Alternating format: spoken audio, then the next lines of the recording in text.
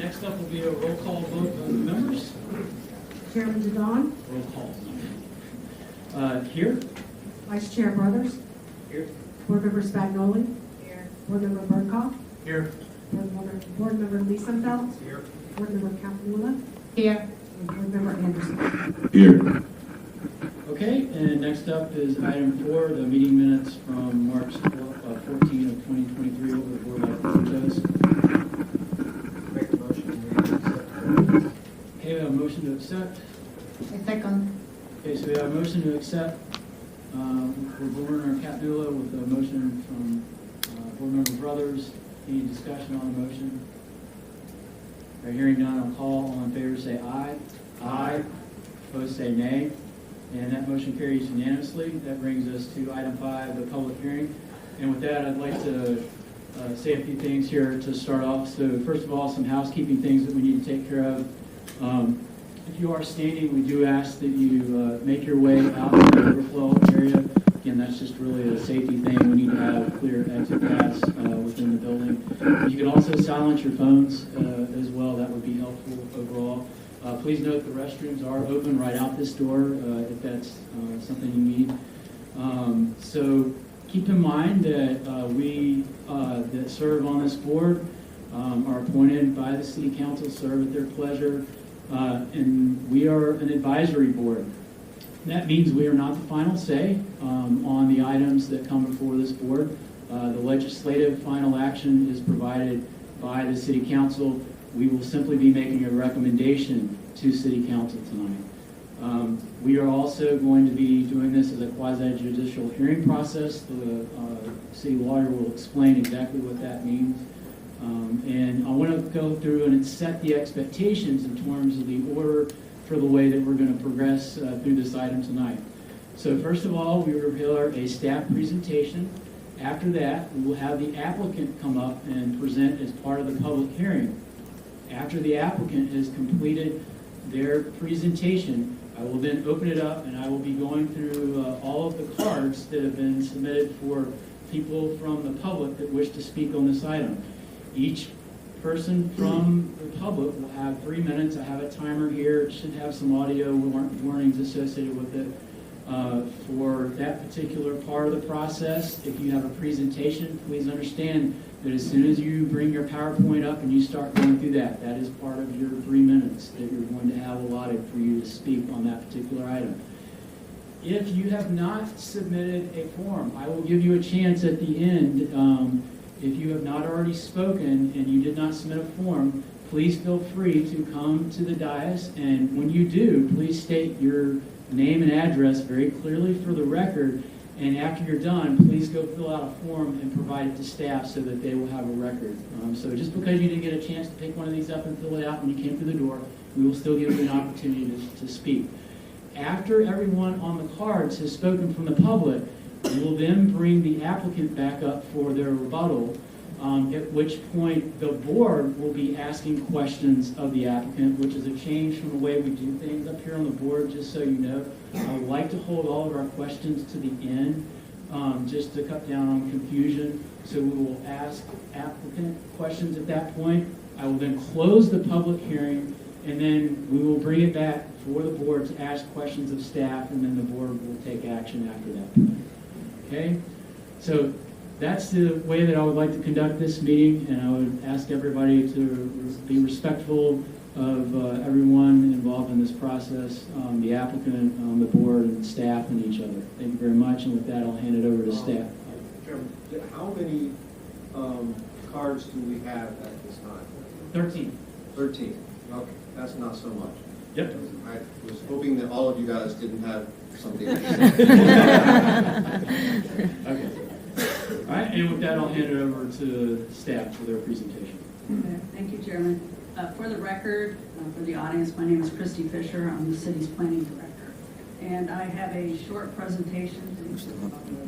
Screen. Give me 1 minute to load it up.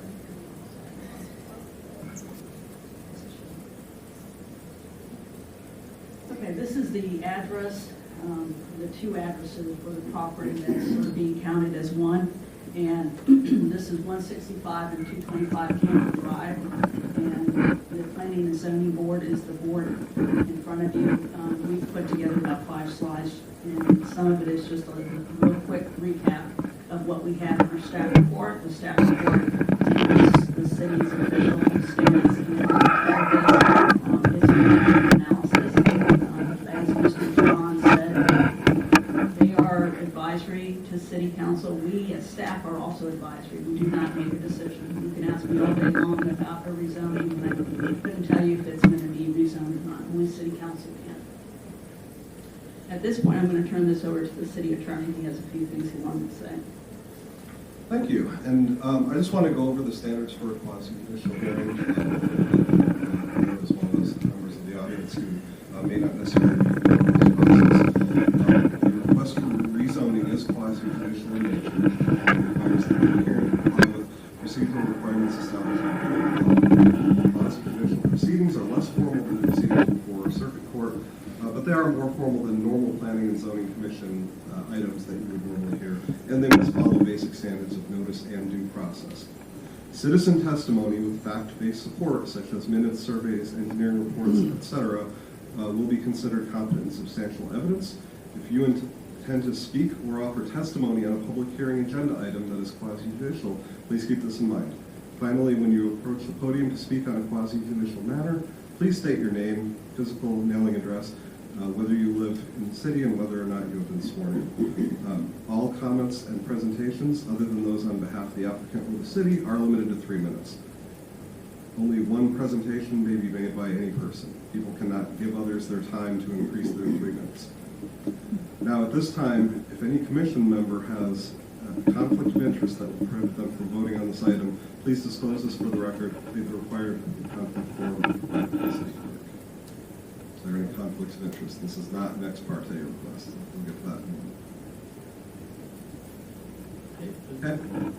If any commissioner has had any ex parte communications this week, that is the ex parte communication is any communication that's taken place or that you've received outside of this hearing, other than conversations with staff.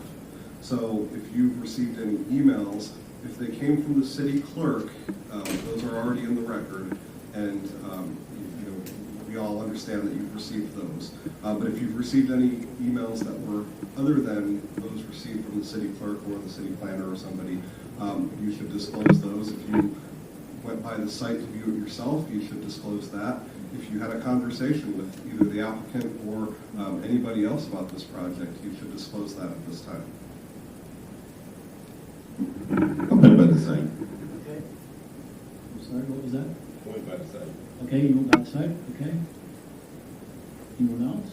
I've been by the site. I have been working across from the site for 2 weeks, and I got 3 phone calls from concerned citizens. I don't remember the names, but I told them that they could be heard at the meeting. I didn't speak to anyone, I just left messages. I received an email and forwarded it to the assistant here. Clerk. I mean, I received an email, but it was already CC'd to the clerk. So, I had 3 phone calls, left messages, didn't return. Okay. Very good. And I believe we're ready to swear in.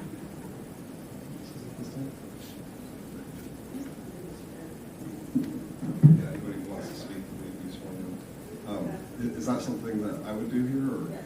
Okay. There's no clerk. Okay.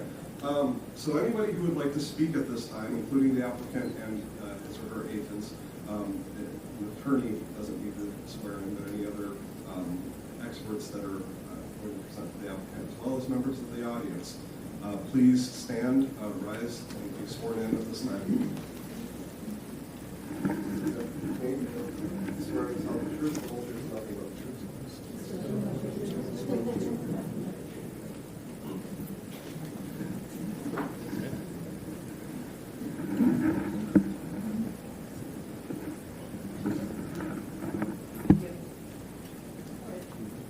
The background of this is the applicant is Jim Trauber, representing the Jeannie Trust.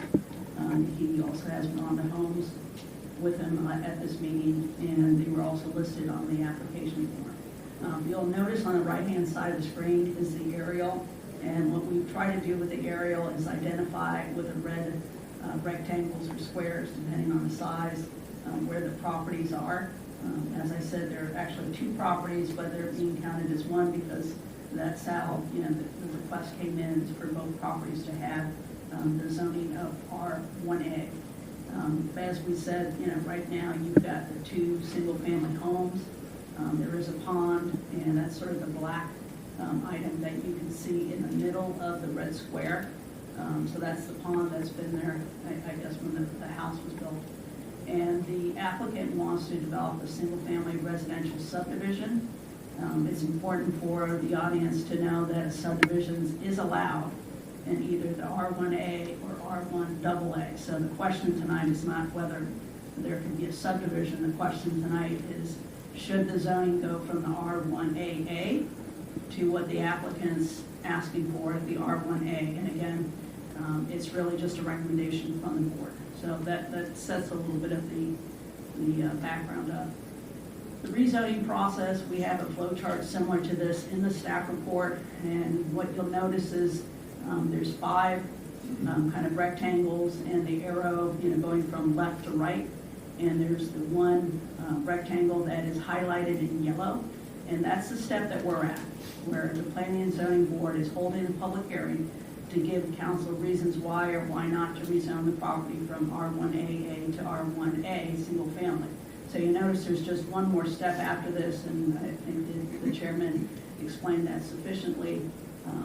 And if you have any other questions about the process, we do have another business item, another couple business items after this, but you can always get a hold of staff and the planning department during business hours. So the compatibility, we look at this strictly from, what is surrounding and what is the surrounding zoning. So, we have on this table that, you have single family on at least 3 sides. On the west side, you have, something that's not single family in Melbourne Village, which is a target, and the community center. In the city of West Melbourne, on the 3 sides, north, south, and east, you had the R1AA zoning, and on the west, from what we understand, there's commercial zoning in Melbourne Village and R1 zoning for the community center. So that's the aerial to the left. The zoning is the image to the right with the colors on it.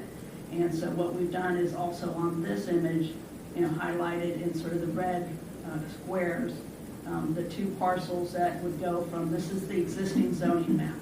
So that sort of pajama striping through it would change if it gets changed to just a yellow color without that pajama striping. So that kind of gives you an indication of the area. In general, in the city's zoning map, anything yellow is zoned single family. The green that you see on the map, those are some remnants of what we call the RA, residential agriculture zoning. So you have some of that still on Campbell. We also have this table in the staff report. I'm not going to read through this. It's just to let you all know that, there are some size differences between the 2 zoning districts. Between the middle column is the existing R1AA.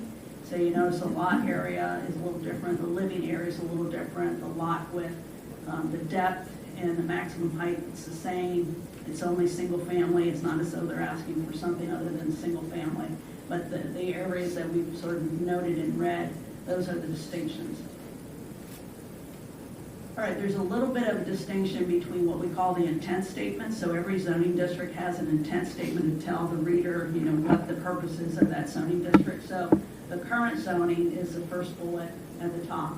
And that's where, we have the statement, the R1AA single-family residential district is intended to apply to an area of low-density single-family residential development. The next sentence has a word that's highlighted in red, and that's the word that's the difference between that and the proposed zoning. The intent statement, if they get the proposed zoning, next Tuesday through City Council, it has a slightly different description, and it's really only that word protect. So with that, I'm not going to belabor a lot of the points that I had in the staff report. It's 13 pages, so there's no need for me to go through because it's on the city's website and it is the official record. At this point, the planning and zoning board, after the process that the chairman decided, can, recommend denial to city council. They can recommend approval to city council. And this image, again, just shows you, if they got the zoning, the color change that would happen to that subject property. And that's it. Thank you. Okay, I'm going to open up the public hearing. If the applicant would please come forward for your presentation. You can again state your name and address for the record, please.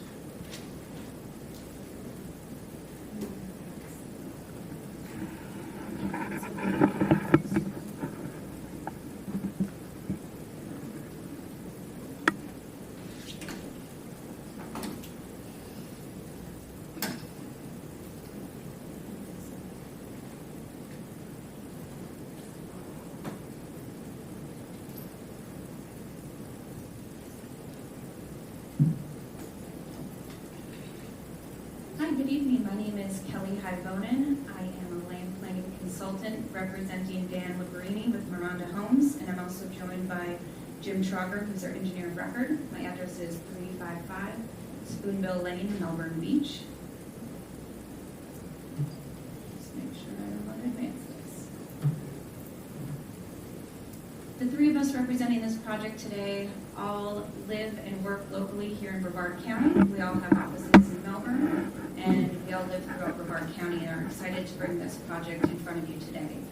Today is the first step in this. This is our rezoning where we're seeking a change from R1 AA to R1 single A.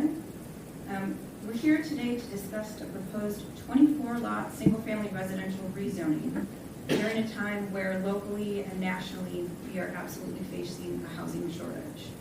The city is seeking to add residential units in the form of single-family homes, and this is an opportunity to create a needed and thoughtful community through infill development without resulting in urban sprawl.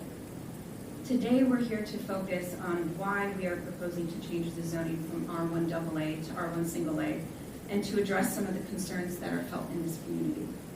The subdivision process is where we get into development specifics, but today we're prepared to discuss generally those development details. We are not requesting a rezoning to gain lots or increase the density. Regardless of the zoning, we are seeking to subdivide the subject property into 24 lots. 2 homes already exist on these properties, so when it's redeveloped, the net increase will be 22 homes. If this request is approved, it will allow this subdivision to more closely mimic the character of the adjacent neighborhoods. And as we'll get into, one of the biggest impacts to us is the addition of stormwater requirements. We will be discussing the proposed development in general, why we are requesting R1A, the surrounding R1 AA community, and responses to concerns from neighbors. As Ms. Fisher already pointed out, the red square on this is our proposed site. The purple is the city of West Melbourne, and kind of all similar. The darker purple is Melbourne Village. So if you zoom in, just as staff has shown, the subject property is outlined in the red. As you can see, immediately to the west is the Target Shopping Center, where there are deliveries in the rear that's immediately adjacent to this building, or excuse me, to this development. To the north is an existing R1 AA development. To the east, there's some R1 AA and RA, including some C1A commercial, kind of behind the Salvation Army building. And then to the south, there's kind of a collection of non-conforming lots and then some commercial along 192. This is our conceptual plan overlaid on the site. We'll get into that more in just a little bit. And with that, I'll bring up Jim Trogger, who's our engineer of record, to discuss some of the conceptual plan specifics. Yes. Good evening. My name is Jim Trogger, Melbourne, Florida. The address is 2210 Front Street. I'm a professional civil engineer licensed in the state of Florida. I want to just kind of give you a brief overview of kind of what we put together in developing this preliminary site plan. So right down in the middle of the screen here is the drive. What we're proposing is over here on the left-hand side. the two access points, which will be a looped, we're still working if it'll be public or private road, but it will be designed as a public road with curbing, drainage, asphalt. The locations of these of these road intersections off Campbell Drive are closely mimic where there is a drive today for the one lot and the larger portion, and then to the south where there's basically a private driveway that goes directly onto Campbell Drive. This design, we are not proposing any driveways directly off of Campbell. It will be off of a new road within the subdivision. Directly to the west of Campbell Drive is a Brevard County drainage right-of-way. There's a drainage ditch there, but also there's a pretty significant stand of mature trees there, which we don't plan on impacting. That provides some buffering to the adjacent properties and between Campbell Drive and this proposed subdivision. What this rezoning will allow is greater stormwater ponds. That's exactly what happens next, to basically pull the lots back from Campbell Drive. Anyone driving down Campbell would see that if they looked over in this direction. There'd be a stormwater pond behind those trees, and then those first two lots, maybe I'll zoom this in. There we go. So the upper right-hand corner, where it says Lot 1, if you can see that, and then the bottom right-hand corner, those two lots, those meet the requirements of R1AA, the current zoning district. Those are oversized lots. That's intended because that's what we're adjacent to. As you move into the subdivision, the perimeter lots all are a minimum of 124 feet deep, but then we are requesting a 75-foot width, which is allowed in a zoning district. The internal lots are a little bit smaller, but they're still 115 feet deep. The requirement is 100 feet deep. Now, none of these lots are proposed to have a structure less than the 1,250 feet, which is required in the R1AA. We're going to continue that through. We're not looking to put any houses on this property or on this development that are less than that.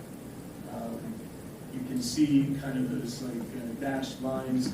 We'll be utilizing some of the existing utilities that are out there on the site for the sewer connection. And then as you move to the left or the west, up towards the top, you can see a water line connection there. When we met with staff late 2022, we spoke with the utility department, and it sounds like there's an issue out there on Isla Drive that's a dead-end water line. And what that means is they don't always, a dead-end water line doesn't keep the residual chlorine required for clean potable water. So that requires the city's utility staff to go out there and flush those lines often. They mentioned that was a problem, and we said, fine, we'll incorporate that into the design by looping the water line, which would improve the water for the neighbors and lessen the burden of the city's utility staff. As you keep, and then actually while we're on that area, those two lots there that kind of come around the turn there, those are oversized lots. Those meet the requirements of the current zoning district in R1AA, as well as the two in the lower left-hand corner. So 6 of these lots are in conformance with the current zoning district. But part of the reason we're looking for this change is the other lots would be a minimum of 75 feet, not the 85. It doesn't preclude us from making larger lots. It just gives us the flexibility to provide more stormwater treatment, to work around trees better, and that's part of the intent of what we're trying to do here. And then kind of completing the site here is a large stormwater pond on the left-hand side or the west, which directly borders the Target Regional Shopping Center. This part of the site is naturally a little bit lower in its current condition. We've had meetings with the neighborhood, and we were told that this side of the site does have some flooding issues. it makes sense for us to put the pond over there, and also provides these future residents of West Melbourne a nice buffer to that shopping center directly to the west of this property. There is a masonry wall there that provides it too, it helps with some of the noise, but as you can see from aerials, and if you've been by, I'm sure you're familiar with the area, there are large, livery trucks, that sort of thing, which is typical of a large shopping center. That's kind of all I have about the site design.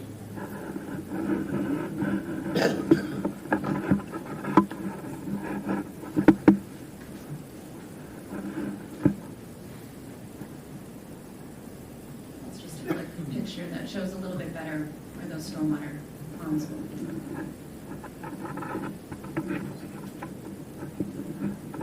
So again, as staff pointed out, we're the area in the red, and as you can see, most of what is in the area in residential, it's a mixture of the RA, which is in the green, and then the yellow with the green striping, that's the R1 AA zoning. So we have kind of taken that to be our little study area.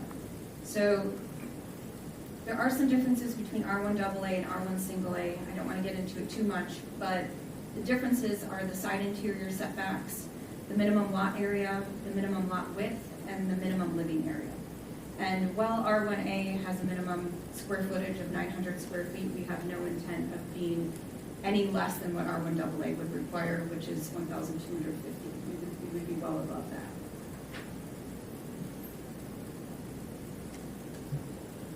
So why R1 single A? R1 single A zoning would allow for positive changes in the design of the subdivision to, number one, allow for more flexibility in lot configurations. And everything I'm going to go through in the beginning here is really related to flexibility in lot configurations. So if you look at the images on the left in the red, the image on the top is showing close to what that conceptual plan was that we just showed, where it's a looped roadway. So that's what we'd be able to do with R1 single A zoning. The image at the bottom is with R1 AA, we would be forced to do a 2 dead-end street with cul-de-sacs. An internally looped road right-of-way that provides the community with both vehicular and pedestrian interconnectivity, to us, is more preferable over the dual dead-end streets. The second is increased tree preservation. The flexibility in lot configuration allows us to have larger stormwater ponds with less fill bringing into the site, which allows us to hopefully save more trees. A more efficient use of public utilities, including being able to loop the utilities at a benefit to the city and the overall community.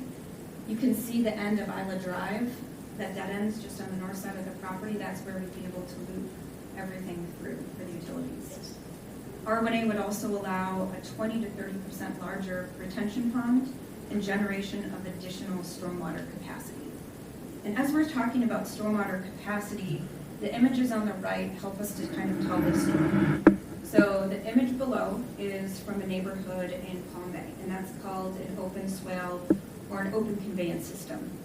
With the R1 AA zoning, because the lots are required to be so big and we're not able to fit as much stormwater pond on the site, this is the type of stormwater conveyance that we would be using. So it's an open swale with the conveyance under the driveways, and that would retain a significant portion of that stormwater. So the issues with the open swales are they just really don't look as good as the closed systems with the stormwater ponds. They're harder to maintain, you have more chances of mosquitoes breeding in them, and they're just, they're not as aesthetically pleasing. That's what we're trying to avoid with this development. R1A allows for a logical and appropriate transition between commercial property to the west, commercial property to the south along 192, and the lower density residential to the north and the east. While the surrounding West Melbourne neighborhoods are largely zoned R1 AA in this area, a significant portion of these residential lots are either not conforming in size, living area, square footage, use, or lot width. Really, this neighborhood, if you start to look at it, so here's all the zoning. We've taken all of the properties in the R1 AA zoning, and we ran an analysis to find out where the nonconformities were. The yellow dots indicate the nonconformities within the R1AA. So they may have been annexed in and provided this R1AA zoning. They're legal non-conforming, the nonconformities still exist. So yes, we are absolutely in a neighborhood that has R1A and R1AA zoning, but it's really acting as a hybrid between the two. So requesting an R1A is not, a far reach to ask for this. And there's differences. We're right next to commercial, we're next to some nonconformities, and we would serve as a buffer from R1A over to the commercial.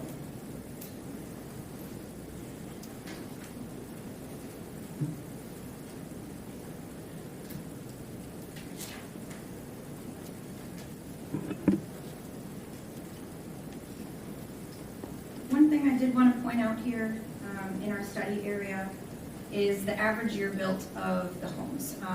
Everything there shown in the blue is our R1AA zoning. None of the properties in this area have had to account for stormwater requirements, stormwater retention, or stormwater treatment. So that's also where we're in a unique situation where now that we're developing in 2023, we're held to different standards, and we're trying to do that the best we can.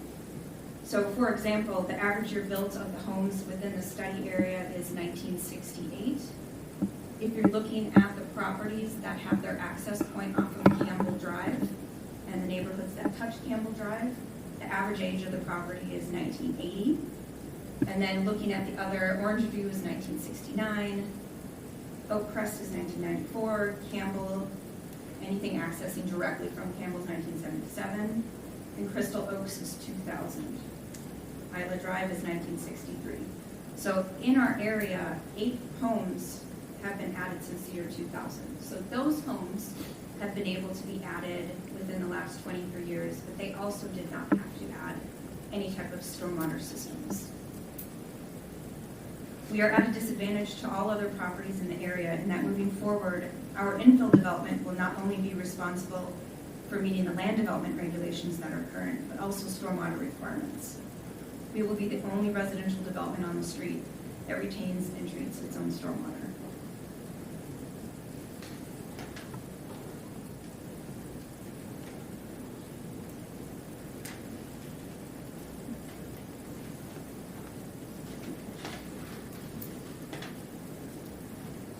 A community meeting was held on March 7th, 2023 that had a significant amount of people turn out to that community meeting.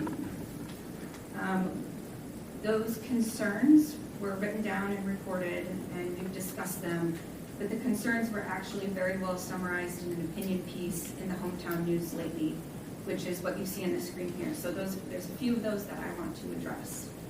The first thing is there was a statement about flooding and drainage to say that we are endangering the surrounding properties. That is just not based on fact. The rezoning has no impact, no significant impact, the amount of impervious surface. If anything, the difference would be whether it's a loop road or 2 dead-end cul-de-sac roads for us. We are the only neighborhood off of Campbell that will be retaining and treating stormwater appropriately, and we won't be draining on to anyone else's properties. The second point that was brought up is traffic congestion. There's 2 homes that exist there now. If we do 24 lots, that's a change of 22 homes. So yes, there will be an increase in the number of vehicles on Campbell Drive, but regardless of R1A or R1AA zoning, it's still for us 24 lots. The other issue that was brought up is threats to native Florida fauna and flora.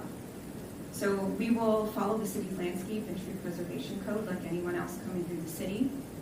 We want to preserve as much as we can, especially along Campbell Drive, to buffer our community from the drive. Every home in the community resulted in the loss of some vegetation or loss of habitat. Everyone here who owns a house or lives in the area, when their house was developed, the same things happened. Approval of the rezoning will allow us to cluster that development closer together to allow for more common open space and flexibility in tree preservation. The next item in here was lower property values.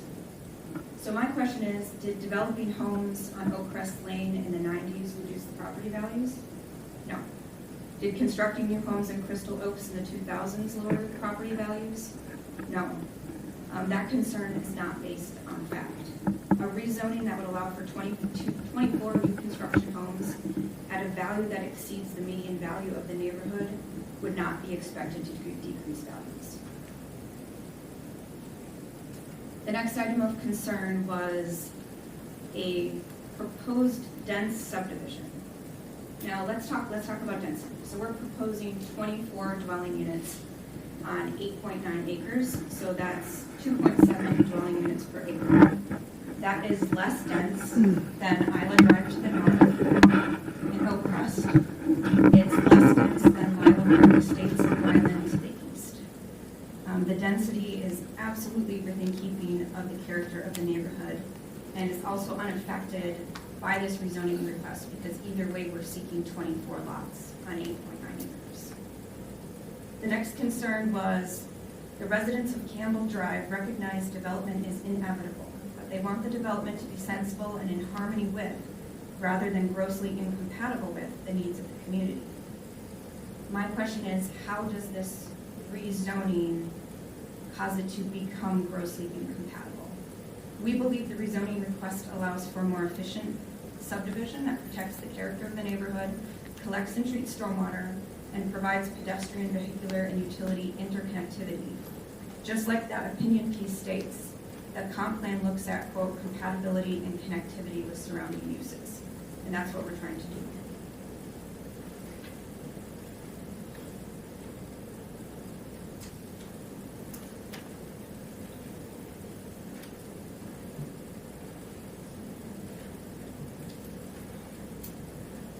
The neighbors' concerns are also our concerns. Anytime we look at developing a neighborhood, we also find it very important to look at things like density and vegetation and surrounding uses and traffic. We believe that R1A zone will help alleviate concerns even further with an efficiently engineered development, which includes internal public sidewalk roadways, more open space, public utilities, lighted entrances, zero driveways on Campbell, and conforming stormwater retention and treatment. So here's my question when you're looking, this kind of just takes all the noise away. This is the parcel lot lines. So my question is, if you take this and you add in our development there, if you can see it, does that feel incompatible? Is R1A an appropriate zoning in this context with the surrounding mix of uses and what it could provide moving into the future? So rezoning will not impact our proposed density or number of units or the number of traffic that we're going to create. This is an opportunity to provide much needed single-family housing infill development rather than sprawl. Connected to an existing transportation and public utilities is kind of the cherry on top. We don't have to extend any of those. This request is consistent with the comprehensive plan and the land development regulations, and we kindly request your recommendation for approval. And we would like to reserve, if after public comments, if we could possibly respond to any of those at the end. Thank you.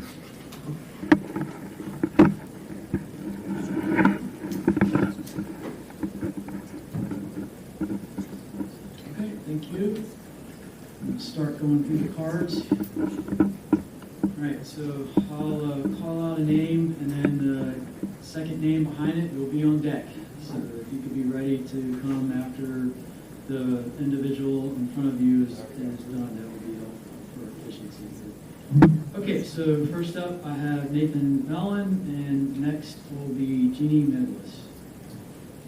All right. Thank you. Good evening, Nathan Melon on behalf of Mitch Miglis, 1990 Western Haven Drive in Melbourne, Florida. I first want to point out that there's a huge non-sequitur in the applicant's arguments here this evening. You can still do 24 homes, but let us do this to have this infill development. Well, you can't have your cake and eat it too. If you want the R1A, R1AA that it currently is, and you want to do the infill development, and you don't need this R1AA, then do it that way. But no, we're going to hear this non-sequitur argument, and we're going to hear it again in rebuttal.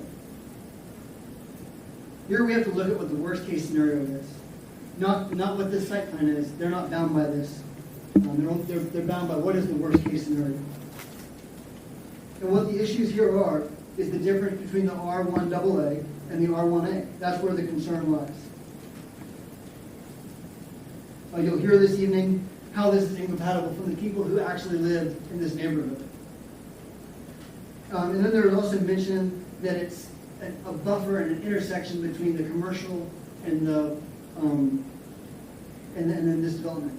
But what the map actually showed is that there will still be a sliver of R1 AA to the south of this property.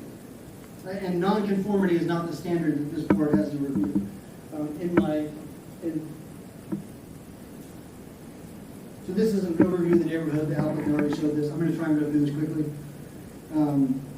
And I have here some statute and case law as to what is the standard and how do the courts review this when they look at it. And as this says, it has to be consistent with what the words in the comprehensive plan are. So what does the comprehensive plan say? And I did admit to myself today that I need to go to the eye doctor because I can't read things like this anymore at a distance. The comprehensive plan says that we're going to maintain the city's small hometown sense of place. We're going to foster a distinct character that is distinctly West Melbourne. We're going to establish land development patterns and integrate neighborhoods, business areas, and public spaces. We're going to protect West Melbourne's established neighborhoods. And some additional comments. We're going to encourage flexible design and construction that is consistent with the original design and character of that neighborhood. And we're going to protect and support the city's small hometown feel and preserve West Melbourne as the best little small town in Central Florida. And as somebody who works adjacent to West Melbourne, I can tell you it does have that feel, as everyone here knows. We're going to foster the development of pedestrian-friendly streets that accommodate people and cars through the implementation of neighborhood street design. And West Melbourne is committed to ensuring development that pays for their impacts and provides for future service needs. The city's neighborhoods will be designed to provide the community with safe, vibrant places to live. Okay, that's time. May I request another 30 seconds since the applicant had approximately 30 minutes in the interest of due process? Now, please bring the next individual up. And then after her, I would like to have Cobb.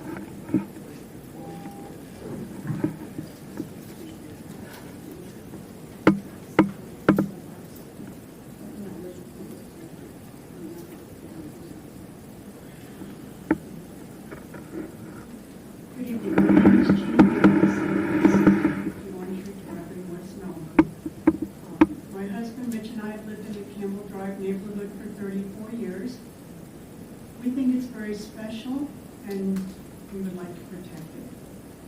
You can look at drawings, but I would like you to actually see our neighborhood. So I prepared a 2-minute video for you.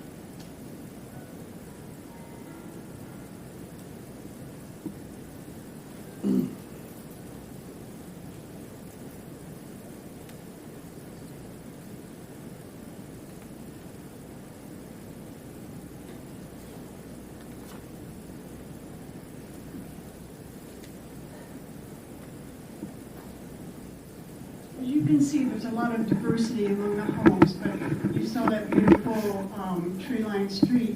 That's what we want to protect. We don't feel like it's a neighborhood for the 24-home subdivision. Over 200 people have signed our petition opposing the zoning change. The mayor of Melbourne Village shares our concerns. She wrote a letter spelling out the negative effects this high-density subdivision would have on both the character and the livability of our combined neighbors or neighborhoods. Let me stress, we are not anti-development. Rather, we are for sensible development, both harmonious and Sorry, complete. I was Thank you off. very much. Thank you.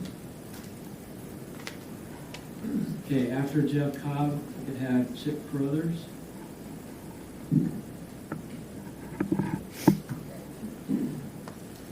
Hello, my name is Jeff Cobb, and I live at 275 Campbell Drive. I'd like to thank all of you for taking time to listen to our concerns. My family moved to Campbell Drive in 1954. I was born and raised in this neighborhood. My father was the first city manager of West Melbourne and one of the first building inspectors. I remember when my father wanted to start a new chapter in his life, and he wanted to resign, and the mayor of West Melbourne said, no, we want you to stay here and help us run the city. I live in the original homestead of 3.5 acres, which is on the, if you look on the south side, that's where this neighborhood would go. I'm strongly opposed to the zoning change as well as the current zonings. I was never notified of any zoning change on my homestead. I was never notified of this. This proposal, new zoning, would give the developer a strong possibility of putting 5 two-story houses all the way down the south side of my property, which would mean now I have 5 houses overseeing, literally, 2-story houses overseeing my whole property line on the south side, where now I have beautiful trees over there. These zonings are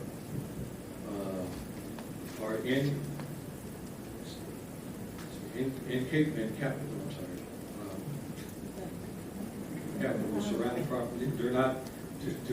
This development would not be like the surrounding properties around my home now. My entire family, friends, and neighbors of mine are strongly opposed to this. Please keep the history of Campbell Drive alive, considering it was developed in 1935. And the Campbell's original homestead is still there. In your comprehension plan, you say to keep the small town feel of West Melbourne. So please vote accordingly and extinguish this threat against our beautiful and historic neighborhood. Thank you. Thank you.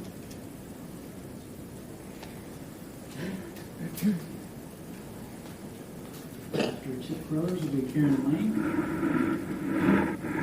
My name is Chip Brothers. I live at 6010 Orange View Drive.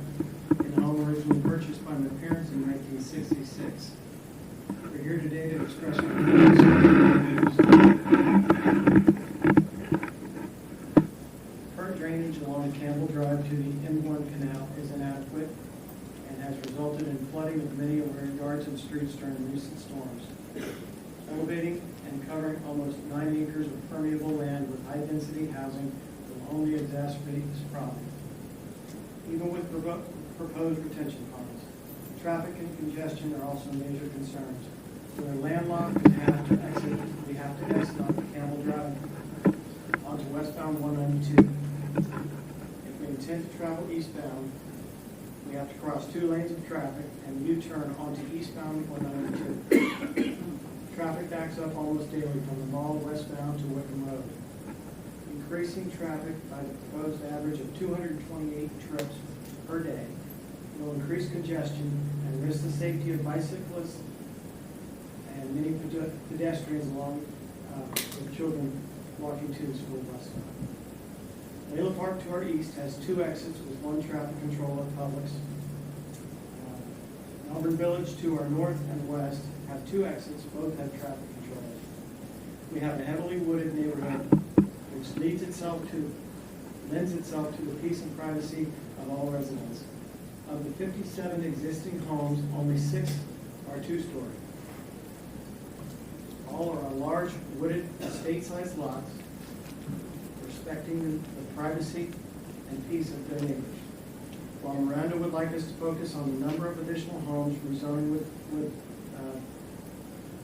create for them, the focus should be on their intent to maximize square footage per acre. They intend to put large homes on small lots, meaning they will be most, if not all, two-story homes peering into existing properties. This is incompatible with the privacy we all now share. Mr. Kornberg has built his street, home, and retention pond with the expectation that it will mirror the custom homes he developed on Oak Crest Lane.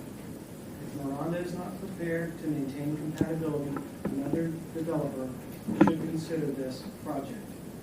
Profit is a great thing, but not at someone else's expense. Thank you very much. All right, thank you. After Karen Lang will be Mitch Miglis. Hi, I'm Karen Lang. I live at 2441 Oak Crest Lane, West Melbourne, 32904. I'd like to read some quotes from the planning and zoning staff regarding this issue. There is a pattern, first of all, there is a pattern along Campbell Drive of larger lot sizes, and this development continues, it should be, in a zoning district with similar lot and house dimensions as what currently exists in the neighborhood. Staff generally does not support rezoning an isolated pocket of land, which may lead to additional areas requesting more dense zoning, or the confusion as to why there are different single-family districts on the same street.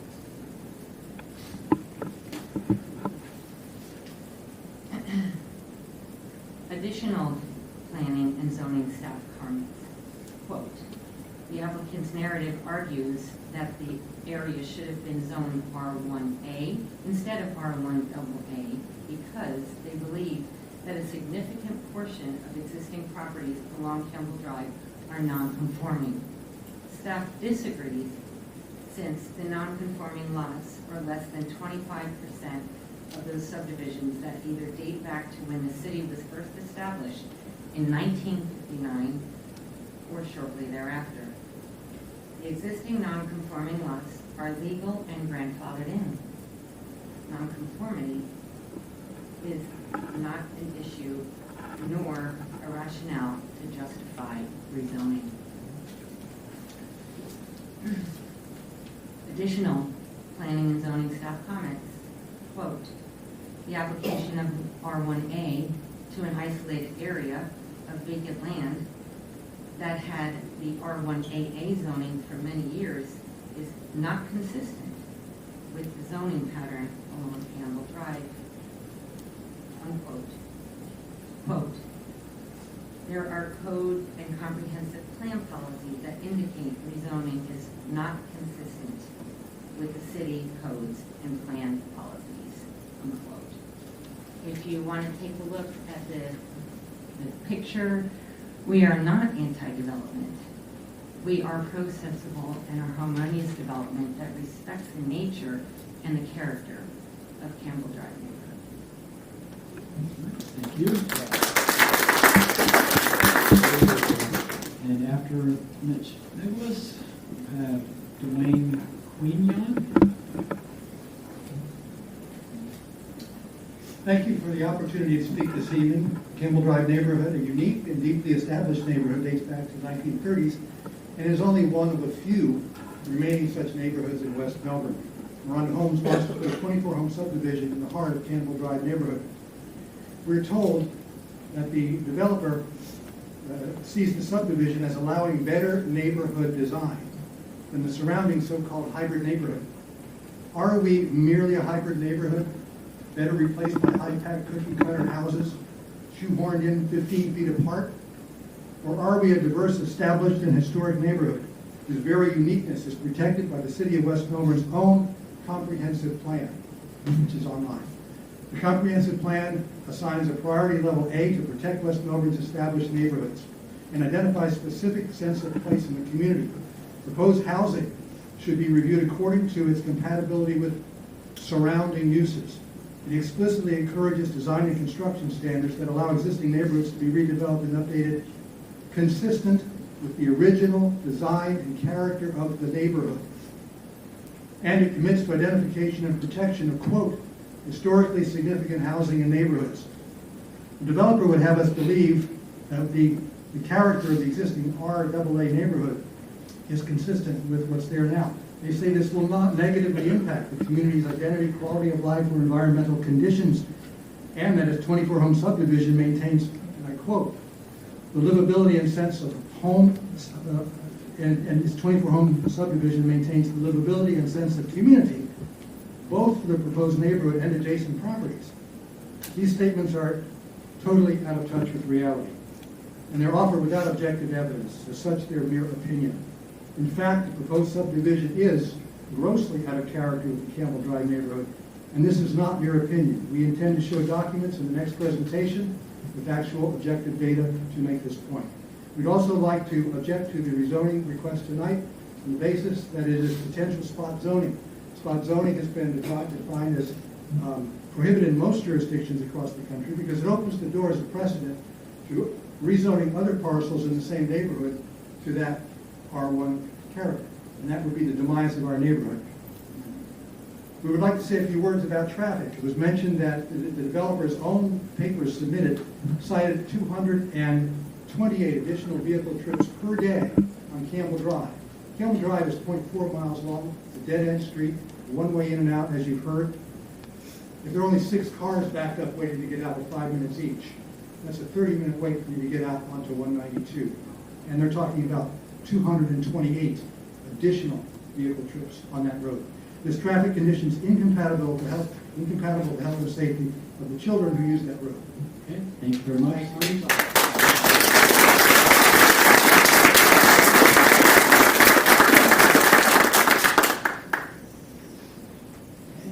Mr.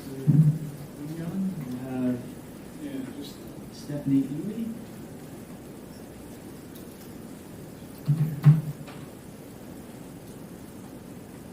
My name is Duane Quinion. I live at 2426 Oak Crest Lane in West Melbourne, Florida. It's indeed a privilege to address all of you this evening. I appreciate your attention. You're really looking at the speakers and trying to understand, get the gist of where we're coming from. We've collected data on our neighborhood that clearly shows that the proposed rezoning to R1A is not compatible with our neighborhood. Here's the data. Some facts. You've already seen this drawing here. If you could please take the microphone with you. Oh, okay. I'm sorry. Just real quick. You've already seen this. This is R1AA. This is residential agricultural. 2 steps down. Okay?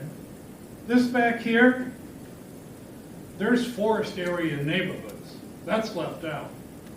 And what I gained from the original presentation was that as the justification gets larger, the neighborhood gets larger to incorporate those so-called non-conforming homes.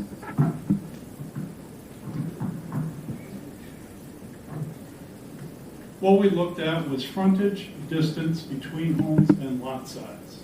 Here's the overall on the number of new homes.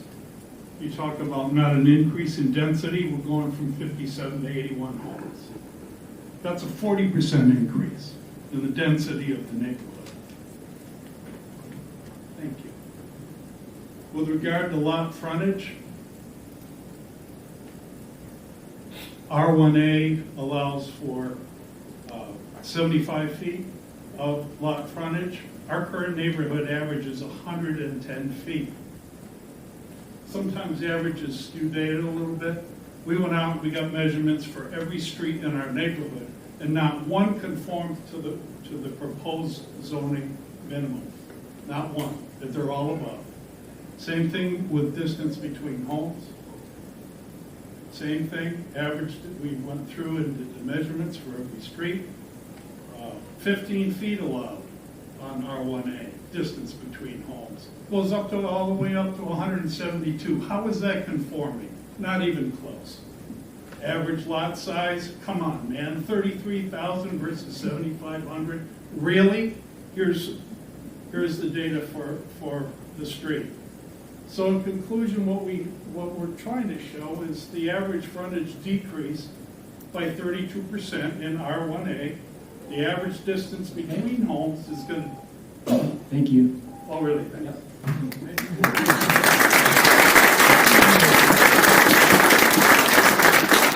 Thank you. Next up will be Wayne Cattell. I thought you said his name. No, I'm sorry, you're not. Oh. I'm Dr. Stephanie Eley, 2446 Crystal Oaks Lane, West Melbourne, Florida. I live on the corner of Campbell and Crystal Oaks. I just wanted to remind you of the responsibilities that are stated on the West Melbourne site for this particular committee. And it says that you are to establish principles, objectives, and policies for the plan, use, and development of land, and prepare and maintain plans for future development of the city. It's not stated, but it's implied that that is to be the benefit of West Melbourne residents and the current members of our community, not some outside agency that is coming in seeking to make profit and not benefit the current residents that are on our street or in our neighborhood.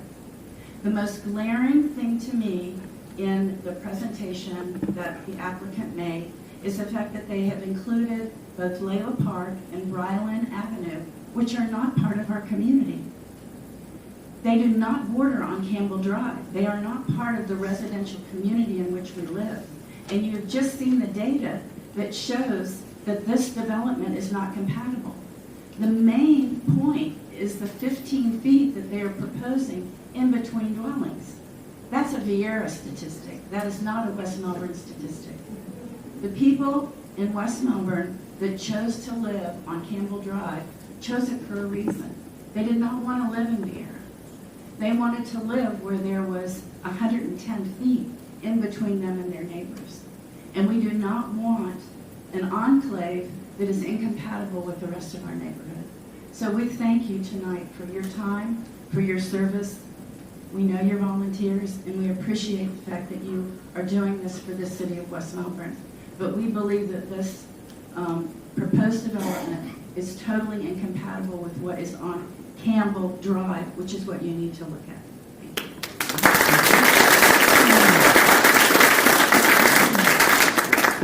After Wayne Cattell, we'll have Sindor Hedge. My name is Wayne Cattell. I live at 2440 Oak Crest Lane, West Melbourne.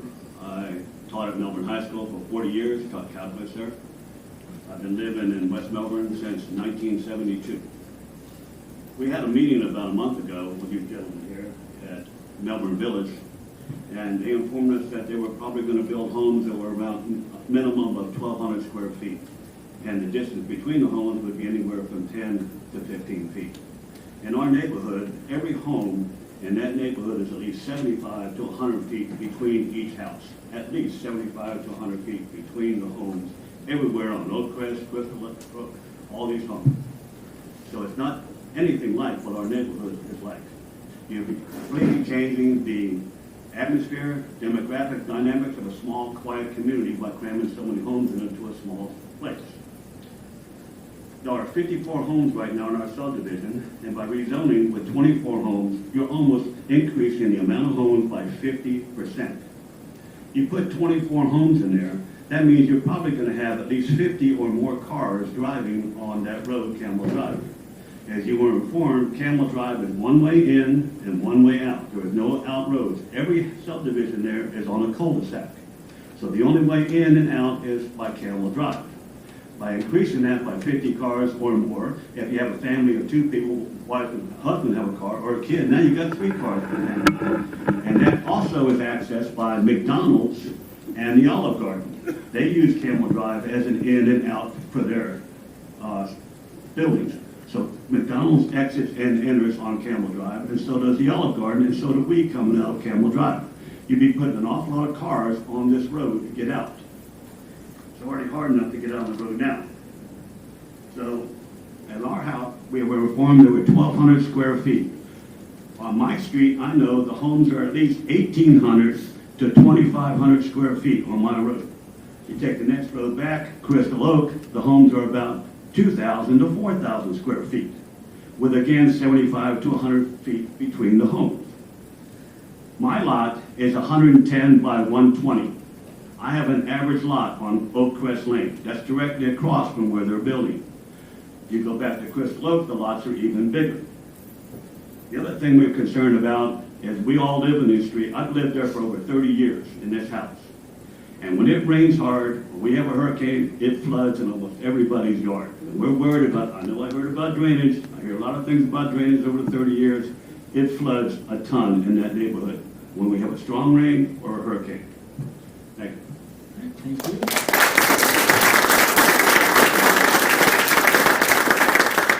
After Sindor Hedge, we'll have Terry, I'm sorry, I can't read it. Hello, board. Good evening. Maxer? Terry Maxer? Hello, board. Good evening. My name is Sindor Hegde. I live in 321 Campbell Drive, and I oppose R1A zoning changes. Thank you. Okay.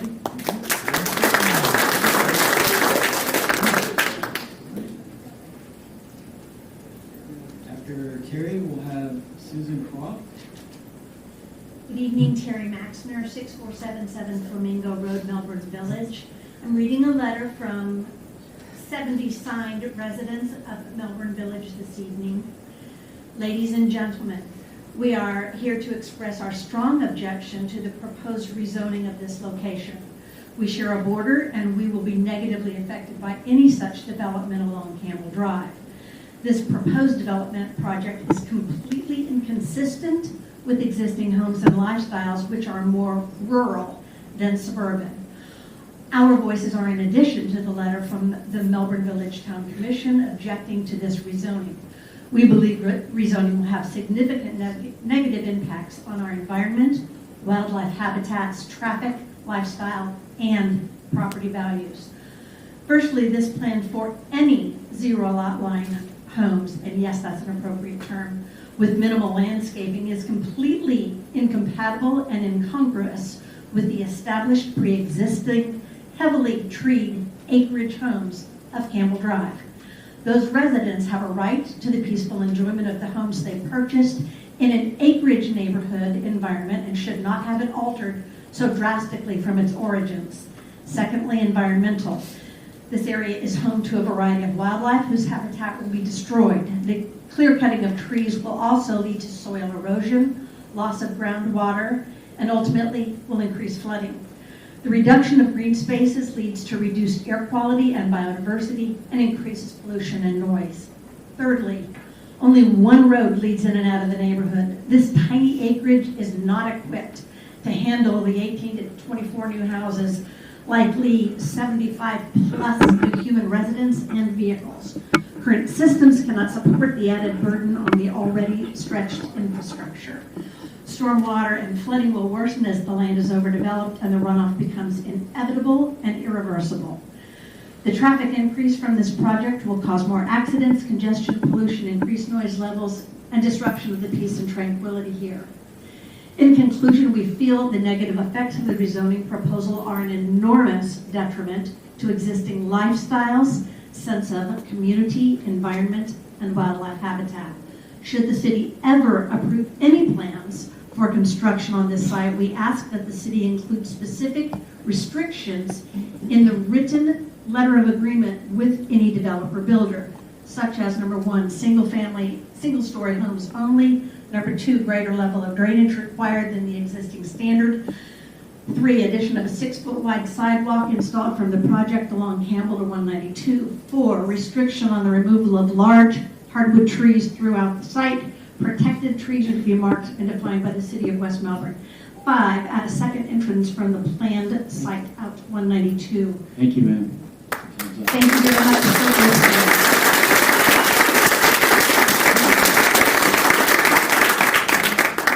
Susan Croft will have David Smith. My name is Susan Croft. I live at 2140 East Road. I'm here today representing those in June Park who stand in solidarity with the Campbell Drive neighborhood. My husband Michael and I were in the organized opposition to a recently defeated rezoning request for the land behind Kane's Furniture. Just like ours then, today's opposition should not be viewed as anti-development. This is about supporting appropriate development. Comprehensive development plans are created to help cities manage growth. I learned a bit about this during the late 70s in San Diego. I lived in a terrific neighborhood called North Park. I knew one of the city managers named Jim. Talk around his dinner table focused on a pending rezoning application in North Park. In Jim's view, the term spot zoning was coined to make this rezoning seem minor despite its very incompatibility. The request came with an agenda that instantly polarized all of the planners. You see, the city of San Diego was running out of vacant land, and these high-end developers wanted to replace the older middle-class homes in North Park with expensive, posh redevelopment. They were convinced this would be a very lucrative venture given the proximity to historic Balboa Park. They felt this rezoning change would be both a necessary precedent and the catalyst all rolled into one. Despite closed-door objections, the elected officials passed it.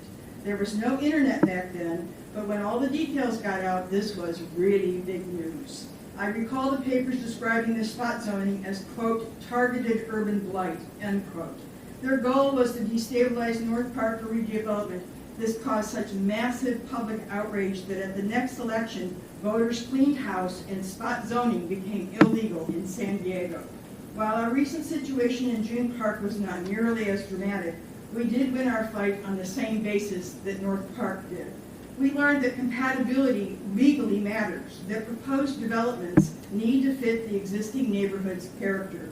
In the scenic Campbell Drive neighborhood, many of the generous yards there are spread out under a canopy of mature trees. Most homes are one story. This section of two-story homes, all crammed together in small lots devoid of similar characteristics, simply does not fit. It will negatively impact this historic neighborhood in many documentable ways. Your comprehensive plan is right. Protecting existing neighborhoods is the top priority. Otherwise, it's just empty words and an open door to variations of spot zoning.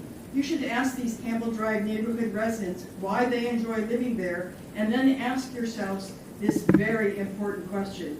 Does this proposal support or diminish that? I'm happy to report that North Park is still thriving. The lessons of San Diego and decades later of June Park are relevant here. As the city of West Melbourne runs out of vacant land, more than ever, growth needs to be responsibly managed.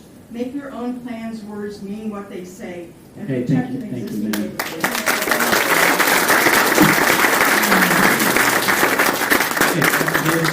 We have Matt Brothers. Hey, good afternoon. How y'all doing? I'm David Smith, 130 Maybeck Place and 75 Maybeck Place. They're affecting another road too. And we can't have no more, I'm flooded already, and they're backing up to me. And the pond's actually backing up to the lots on my side there, they're already flooded. And we got tortoise turtles, we got about 8 of them right now. That's gonna affect them.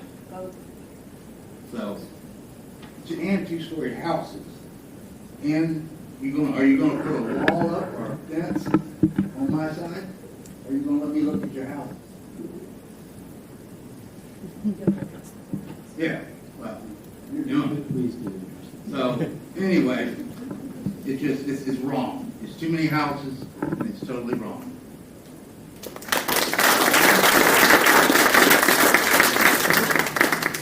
Okay, after Matt Brothers, we'll have Denise.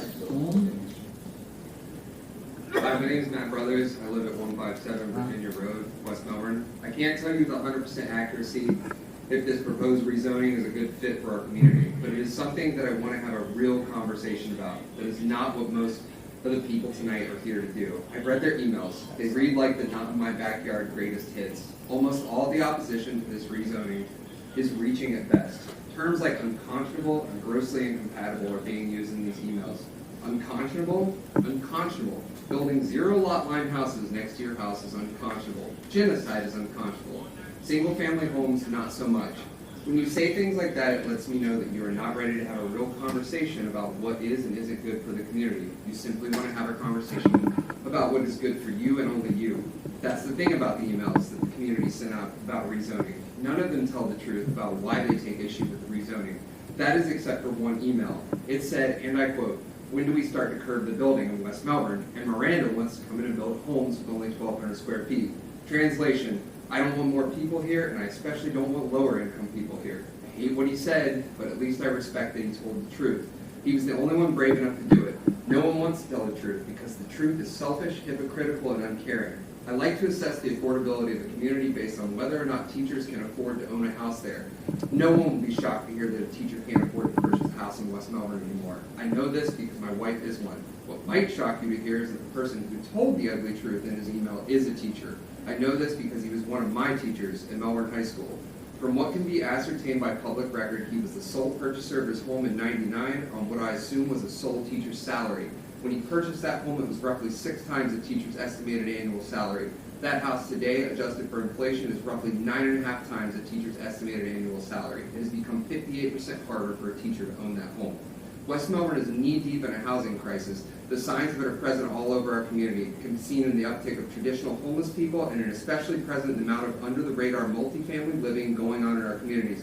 Pay attention. You can see it. Go for a walk around your neighborhood late at night and pay attention to how many houses have too many cars to just be a nuclear family living there. Our community is evolving, and so are the problems. We need to have honest conversations about how to tackle these problems and build a community that works for everyone. We don't have room in these conversations for half-truths, faux environmentalism, nostalgia, hypocrisy, seniority-based elitism, sensationalism, and biased anecdotal evidence. It is time that we stop saying "not in my backyard" and start having productive conversations about how we can make our city more workable, walkable, and wonderful. Thank you.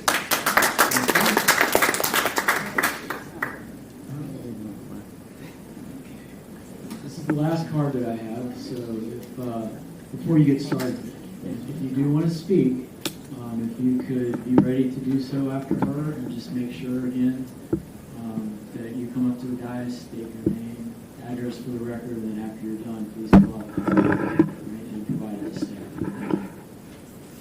Hello, my name is Denise Bohm. I live at 6229 Savannah Drive in Melbourne Village, within 500 feet of where this rezoning project is looking to go in.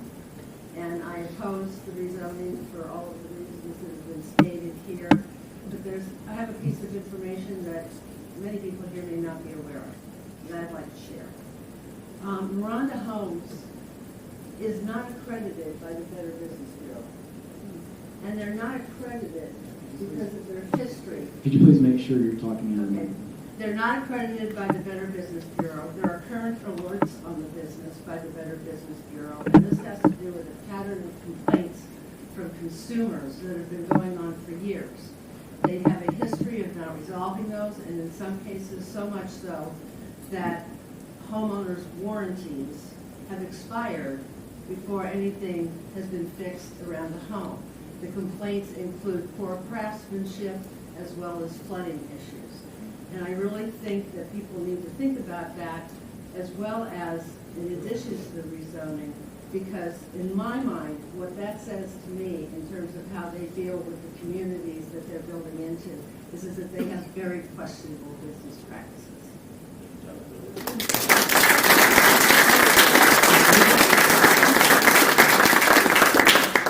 Okay. One more? Okay. He's writing as fast as he can.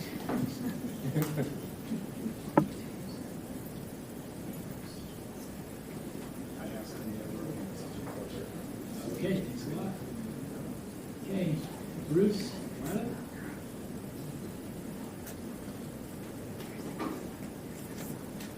Good evening. My name is Bruce Latua. I live at 2165 East Road, June Park. I was also part of the other rezoning over by Keynes. And sitting here listening to them, they brought up a fact that I don't think a lot of people clued in on. And they claim that they're going to take the stormwater runoff and treat it. So my question is, how do you propose to treat stormwater? You're going to put a treatment site on on the development site? Sir, if you could address your comments to the board. Okay, so, another thing I don't think a lot of people understand is this build site is gonna have to be brought up 18 to 22 inches above the top of the road. That would be Campbell Road, not the road that they're gonna build in front of their real cookie cutter houses. So right there, stormwater runoff is guaranteed to run into everyone else's property that this property is gonna surround. And they think a small retention pond is gonna be sufficient to contain all that water. So I'm in the county, and every year we're coming into hurricane season, and we get a small storm comes by, just passes by the coast, and we flood. And county, they charge me every year tax, stormwater tax. And I call them and I tell them, hey, come get your stormwater, okay? Because you're charging me for it, but it ain't going away. So, and these folks here, they're all going to have that same problem. Everybody knows every year the storms are getting worse and there's no relief for it. And I just was kind of curious how they're going to treat stormwater. They're not going to have a treatment plant on this site. Thank you. Appreciate it. Thank you.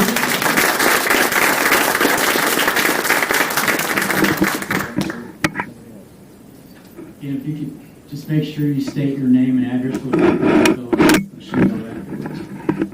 My name is Massimo Booth. I live at 135 Campbell Drive.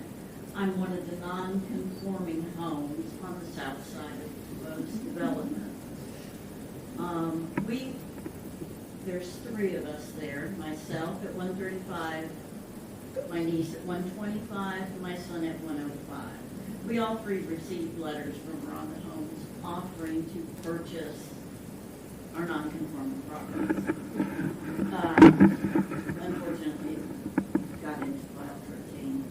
But on the side that I'm at, if they put up, I have 200 feet of driveway.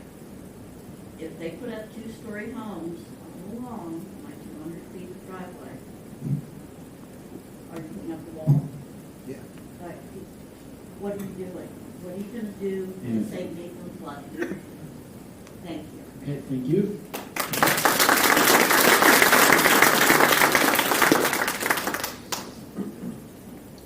Okay, anyone else from the public wish to speak on this item tonight?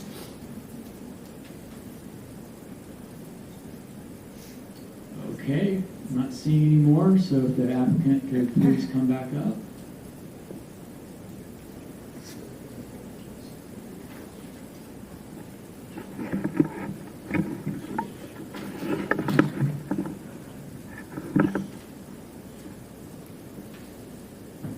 There's just a couple items that I wanted to address stemming from the public comment.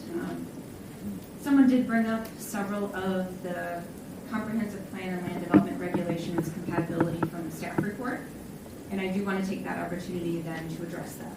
So as it relates to compatibility with the comprehensive plan and the land development regulations, we defer to staff's analysis of the comprehensive plan policies with a couple exceptions. The first is the private property rights policy 1.1. Staff's comment that we would want a different zoning district, quote, to build a slightly smaller lot and add more houses. That's not accurate. This rezoning isn't getting us more lots. We don't want more lots. 24 is what we're going for.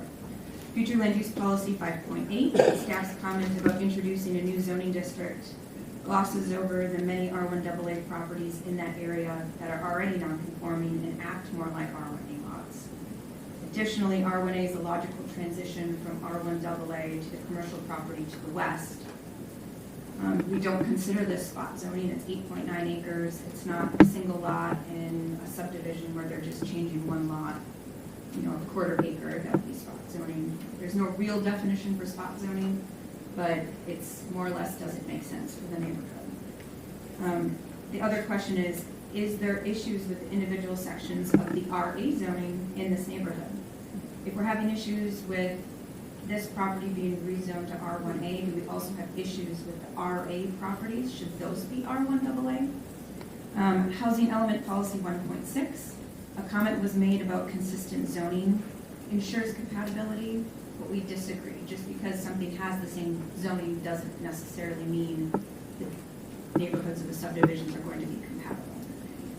If the property remains R1AA and we have to develop a stormwater system with open swales, it doesn't become more compatible with the neighborhood.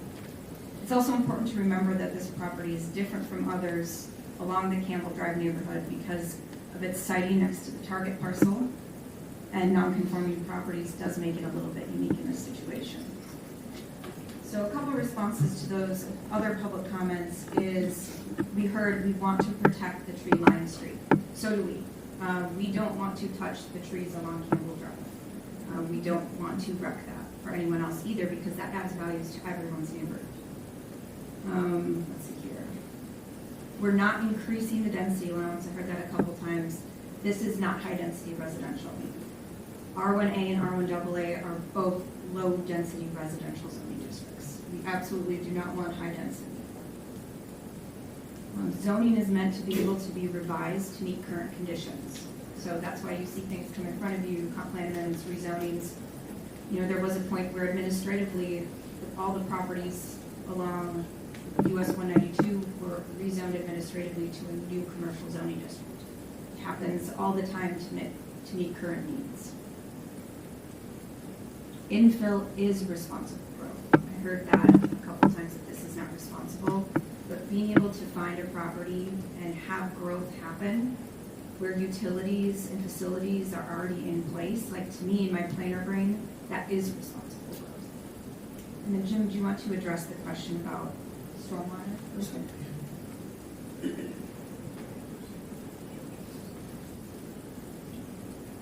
Hello again. I'm actually glad stormwater was brought up. That was one of the chief components of the layout that we put together. That's why, apart from the aesthetics, these ponds.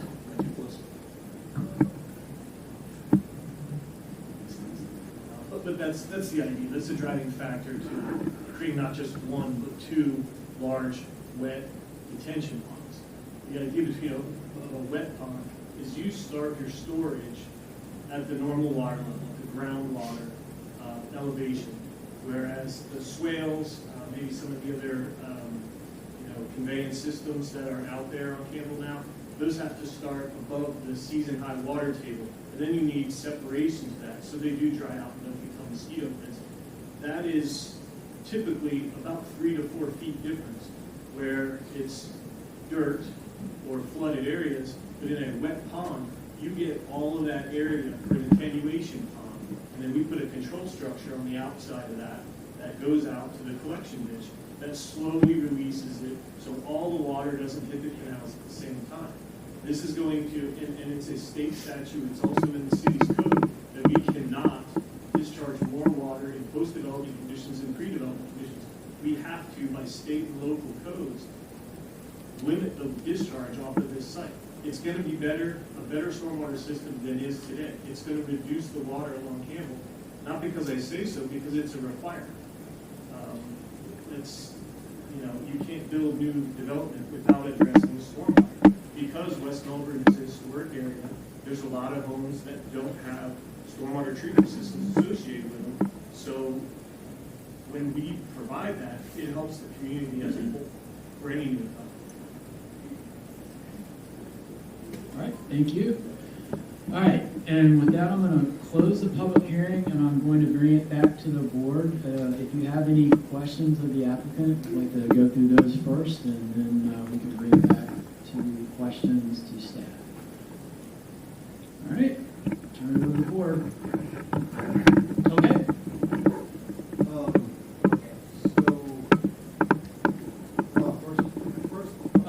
Yep, sorry. First, to the city attorney. Since this is a public hearing, is what the applicant says in this hearing legally binding? They are making claims that they're going to do this and they're going to do that. The answer to that is that you are going to recommend approval or denial of the subdivision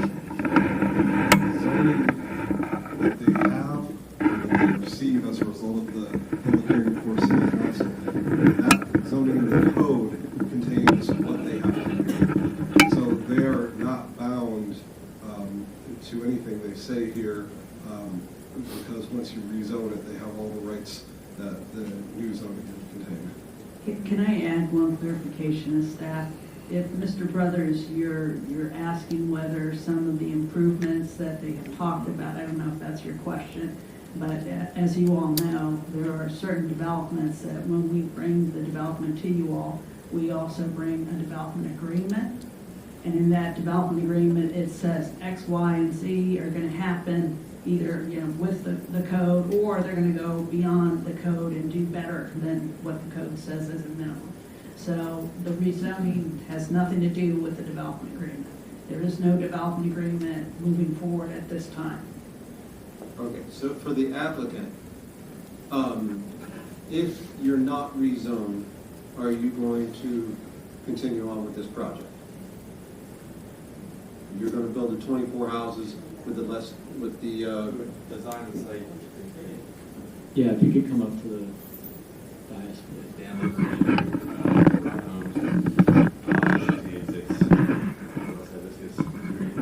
Yes, we would plan on designing it. We feel that the density would be attainable in the current zoning, but for the reasons that we described, we think that the R1A zoning allows for a more efficient plan. So yes, we would plan on moving forward with the residential subdivision. I have to agree that the R1A layout is a much more desirable way to build a neighborhood. So the residents of Campbell Drive are going to get 24 houses regardless. You're either going to get 24 houses that are 5 feet farther apart and have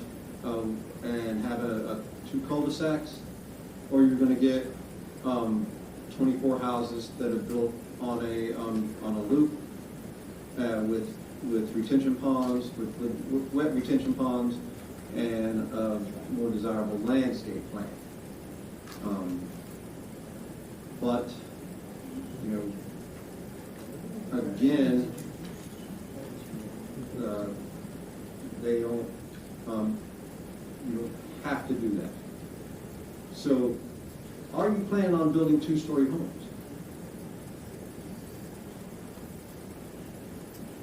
Yeah, we're going to have a mix of 2-story and 1-story homes. The square footages are going to run 1,700 to 3,300 square feet is kind of the ideal of what we're proposing, and really it's going to be when a buyer comes to our model home, they get to look and see what the different homes are available, and so you're not doing spec homes, you're not building a community. People are going to pick out a house and you're going to build it on a lot. Correct. We typically do pre-sale homes, which is what you're talking about, non-spec homes. So we have a community of this size, this special character, we would rely on the buyer to come in and select what the home they want to buy on their own. So it's not going to be just a bunch of... No, we have no plans on building exclusively 2-story homes.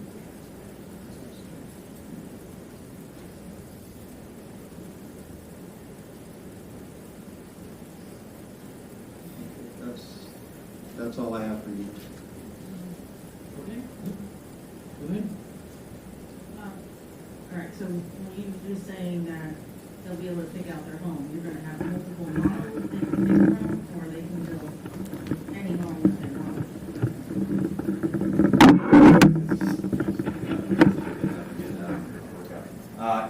No, there's going to be probably about 8 to 10 different models that we can choose from. Each of the models has some customizable options, but it won't be a custom build in the traditional sense. So it will be a select number of homes with the different square footage that we described. And, we would be willing to do the 1,250 feet of the current R1A zoning. I mean, we don't have any plans that are smaller than that, so we can unequivocally commit that we would not be building houses. In our staff report, it really talks about 23 homes possibly being the max. Well, I've already figured out. that's why I want to sort of add this caveat to this discussion about you know, the cul-de-sacs and the throughway. I know Mr. Trauger, as a civil engineer, has already done some layouts and whatnot. There hasn't been any review by staff of the subdivision because the request in front of us is the rezoning. So our staff is not going to spend time, you know, figuring things out to the gnat's hair because we don't have all the details in front of us. We don't have a survey, we don't have the topographic information, you know, we have a boundary survey and a request to change the zoning. So that's what we did the analysis on, and those are the numbers, you know, based on an assumption that most of the subdivisions in the city that are newer, they have about 40% of their land area occupied between stormwater and roads. That's just sort of looking at the averages and what that is. So that's how we came up with those numbers. It remains to be seen, you know, how exactly they're going to get the 24 lots, and it may end up being 23 lots. There's a lot of things that we haven't analyzed. You all don't see Chapter 82, but you betcha that we do. And we look at tangents and lot sizes and all different, you know, sorts of things that we usually get our surveyor involved in reviewing.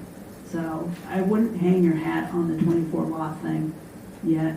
I know the developer is going to continue to say that, but just, you know, realize that that's to come. We'll see whether it ends up being 23 lots, 22 lots, or whatever it needs to be. It needs to be code. I mean, I just, for one additional lot to change the zoning, no, I would like it, but, it seems like with a lot of the new subdivisions, I know we all want to save trees, but with the stormwater pond and the buffer, it seems like the trees usually end up having to go, whether it's because Phil has to come, material comes in, and you can't keep the trees any longer. I don't know exactly how many trees are specifically on this property, but it just usually doesn't end up working out that you can keep everything. I would also think that only having 15 feet between the homes would be different than the rest of the characters. And the cul-de-sacs match more with the neighborhood than having the free street. Although I do agree, it is nice to have the two access and sidewalk, but the cul-de-sac seems to match more with the rest of the neighborhood. Okay, thank you. Any other questions from the board to the applicant? Not to the applicant, but to the city staff. Okay, let's hold it to the applicant and then we'll come back to city staff.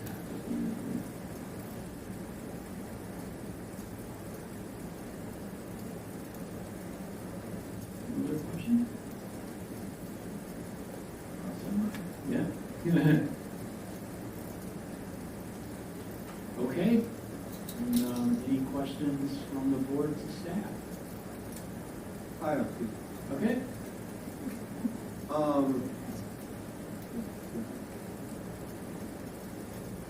Yeah, so on density, real quick, I did some quick calculations, that is a good question.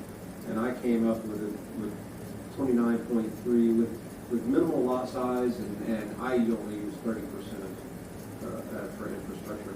With minimal lot size, and at R1AA, you're going to hit 29.3 lots. You know, somebody's going to have a real hard time with that 0.3 of a house. And at R1A, with minimal lot size, you're going to get 33.2. So again, a negligible difference.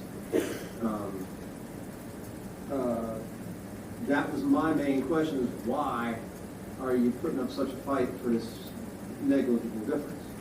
You know, if you're in that neighborhood, what is the problem with drainage right now? Anyone? We are not really prepared to answer that. I mean, I can get the Public Works Department to be prepared to answer that to City Council, because like I said, the existing stormwater drainage, some of the existing traffic issues, that's not really directly correlated to that question of should the property be rezoned. I mean, it answers some of the questions from the neighbors and stuff, but it's not, you know, a direct criteria from the code or from the comprehensive plan for rezoning.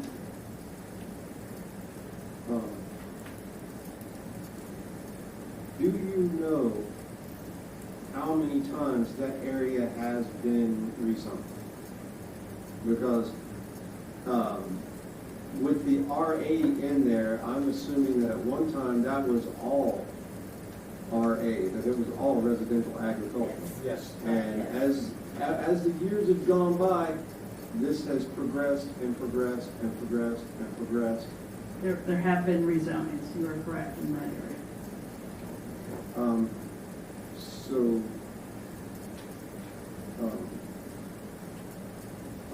So many people, we hear this so many times in these hearings. I want my tree, I want the trees that are on my neighbor's land. I want green spaces.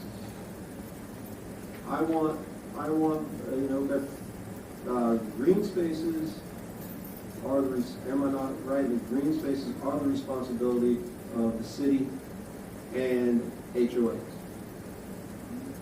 They could be on individual lots too.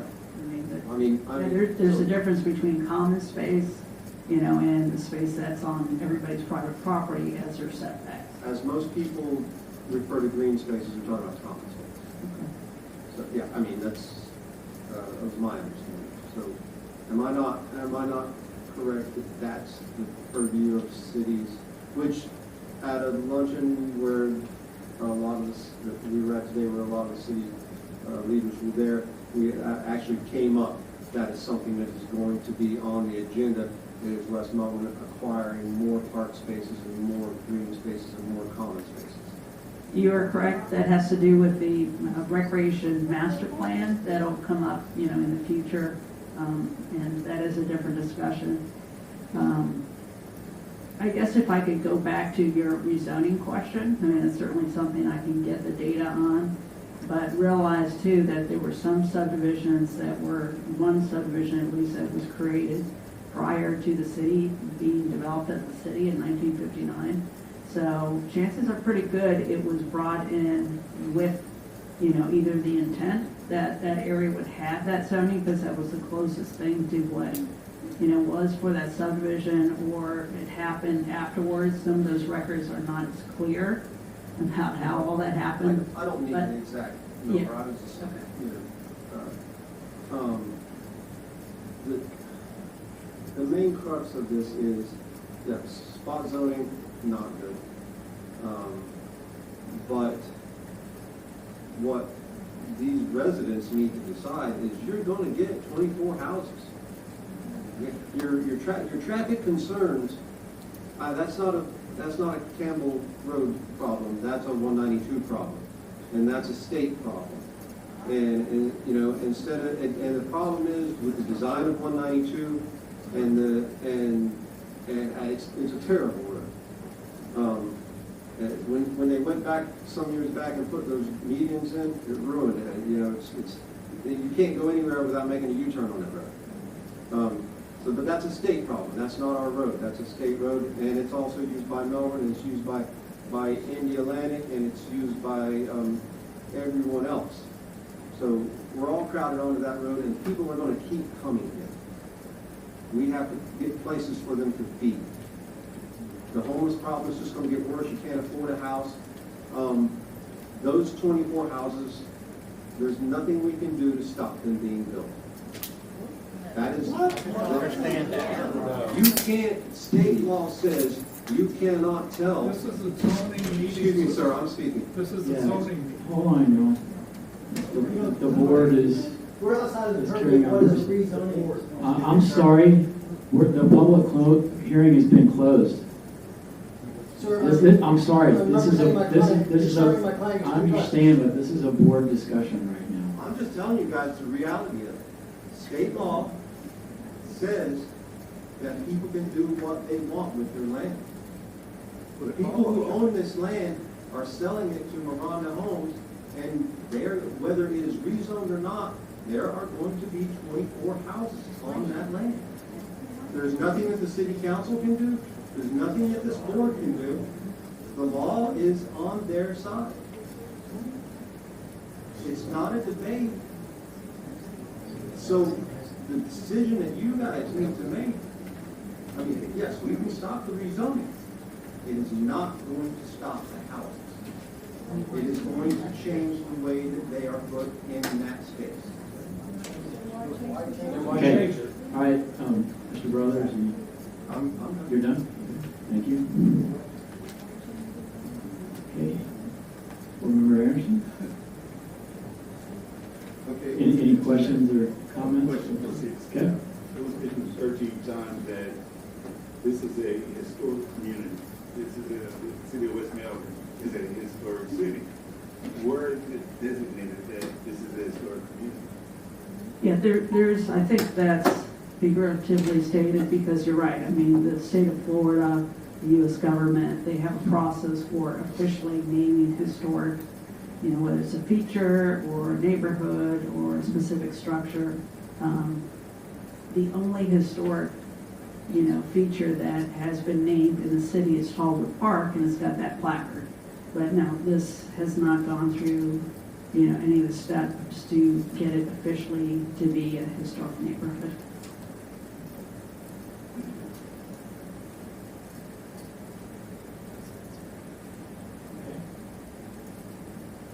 Any other questions or comments from the board?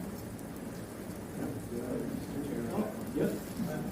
Mr. Carey is kind of obvious what Peter restated, kind of goes along with Mr. Brothers, but as we're looking, this is just rezoning, so we really, in theory, can't consider what the site plan might or might not be for the rezoning, is that correct? To the extent that they've offered a proposed layout, you know, you can consider that, but they are not bound to that layout.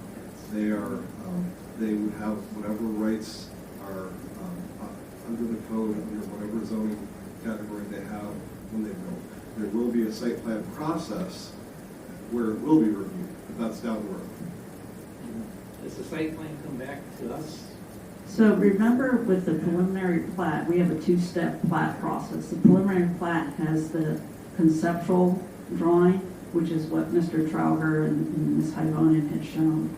And that's where we get into, you know, the surveyor's review, the engineer's review, you know, my review, and the city attorney reviews it. And that's why I say, you know, please try not to get too hung up on the numbers of it. And, you know, Mr. Brothers correctly identifies there is some portion of that 9 acres that gets put into stormwater and to roads. And that's why I say, you know, we've done a little bit of the calculation based on some of the averages that we saw in the recent subdivisions, but that could change too.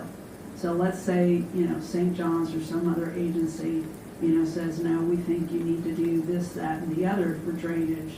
You know, we've seen in one part of town where the developer thought they were just doing one pond. Well, they ended up doing 2 ponds exactly the same size because that's the only way that they could meet the St. John's requirements. So that's why I say, you know, with what you saw of those 2 stormwater ponds, and Mr. Trauger was right, they've got to meet codes, they've got to be compliant. You know, I'm sure that he's done some of the numbers, but the point is no one has reviewed those numbers yet. It's not officially submitted to the city. The only thing officially submitted to the city was this request for rezoning. We added in the numbers because that's the logical question. It's, you know, what is the difference?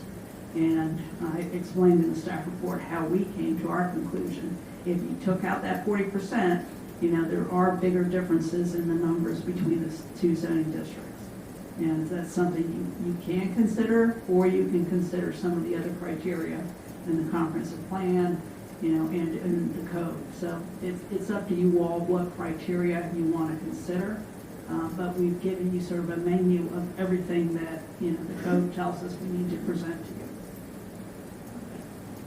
And Duncan, Dr. Creighton, I hate to run with the one technical question. Sure. But usually it's St. John's that makes us, or makes anybody raise the level above the crown of the road. That's usually, the work with drainage is why you tend to have to build it higher. That's right. Okay, just to clarify, you said future action with regard to plans. What actions, what word, does it just go to city council, just go to? You're right, so that the audience knows that the preliminary plat is one where the applicant would submit their subdivision layout, what you saw on the screen. And then they would also submit the conceptual plan of all the infrastructure, including stormwater. What we do with the preliminary plat is we send out the same notice in a 500-foot radius, but then the criteria is not so much on, the zoning's already been settled, it's on what does this lot layout look like, and does this function, the way the code said it has to function. And that's really it, that's the box that it operates in then. The tree preservation is a component of that.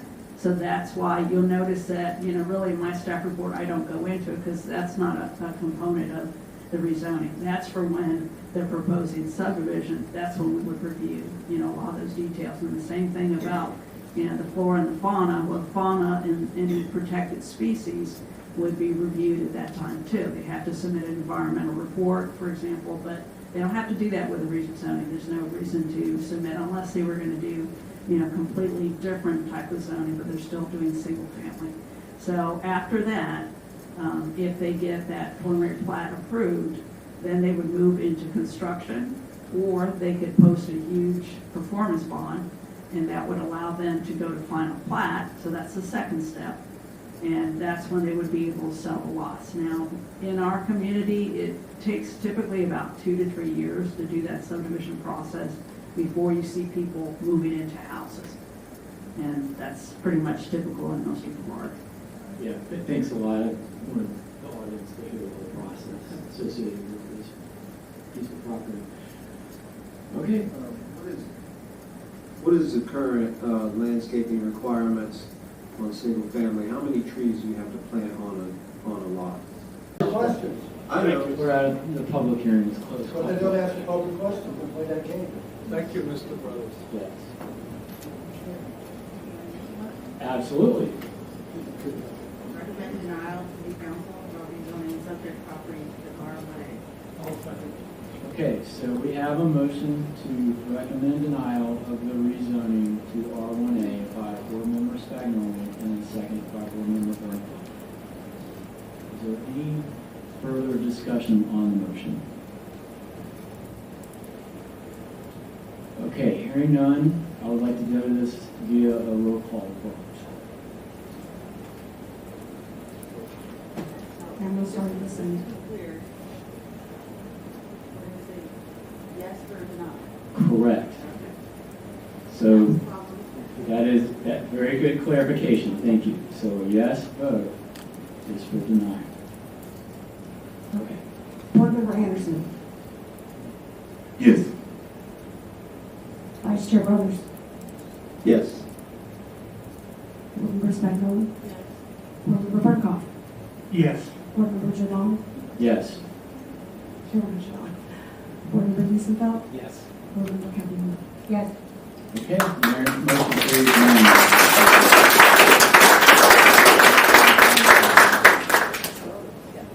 Thank you. Yeah, just I'm just trying to here. So just so you understand the process going forward here. I mean, the next action on this will be by City Council. Correct me if I'm wrong, they have 2 readings of this particular item? Well, if it passes on April 18th, then they would have 2 readings. If it gets denied on April 18th, then it would stop then. Okay. Yep.